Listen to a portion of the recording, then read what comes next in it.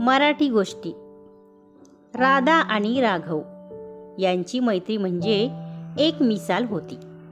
राधा आजी आजोबा आई बाबा यासोबत, तर राघव आपल्या आजीसोबत आनंदाने राहत होते.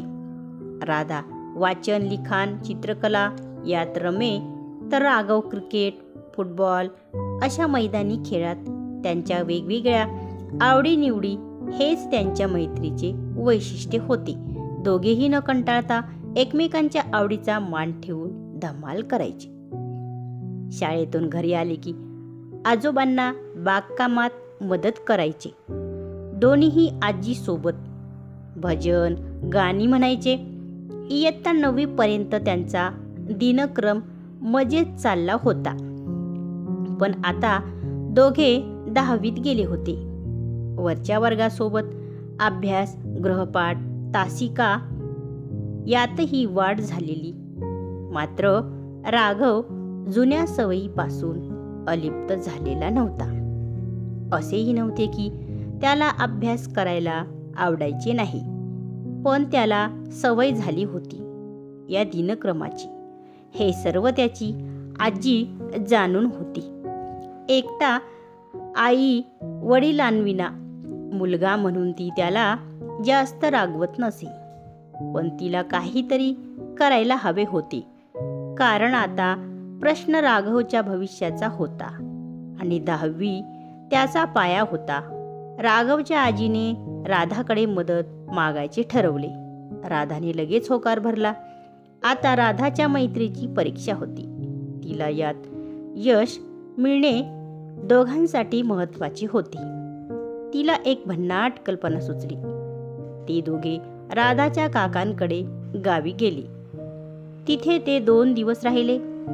राधाने राघवला गावातील शाळा दाखवली. तेथील मुले त्यांच्याकडे शहरासारख्या सुविधा नसतानाही अगदी आनंदात होती. एकत्र खेळत अभ्यास करत इतरांना मदत करत, आजूबाजूचा व शाळेचा परिसर स्वच्छ ठेवत, घरच्यांना मदत करत आणि विशेष म्हणजे त्यांनी मिळवलेली बक्षिसे त्यांच्या उत्तुंग यशाचे प्रतीक म्हणून पूर्ण गाव अभिमानाने मिरवत होते. हे सर्व पाहून राघव भारावून गेला. आता मात्र त्याला आपण केलेल्या मौजमजेचा आणि त्यातून मिळालेल्या क्षणिक आनंदाचा हेवा वाटेनासा झाला. त्याच्या लक्षात आले की क्षणिक आनंदात खूप मोठे सुख असते, पण आनंदाबरोबर दुःख हे येणारच याचीही पूर्णपणे कल्पना आली. त्याला आता त्याची चूक उमगली होती. तो राधा आणि आजीला सॉरी म्हणाला. आपली चूक आपल्या कळत न कळत सांगणारा कोणीतरी आपल्याला नेहमी हवाच असतो आणि राघवकडे त्याने कमावलेली मैत्री होती.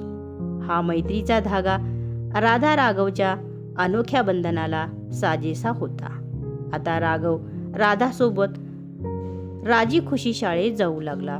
मन लावून अभ्यास करू लागला आणि स्वारी एकदम खुशीत यशाचे शिखर सर करायला सज्ज झाली. तर बालमित्रांनो, तुम्हीही आपले पहिले पाऊल टाकायला सज्ज व्हा राधा आणि राघवच्या मैत्रीप्रमाणे.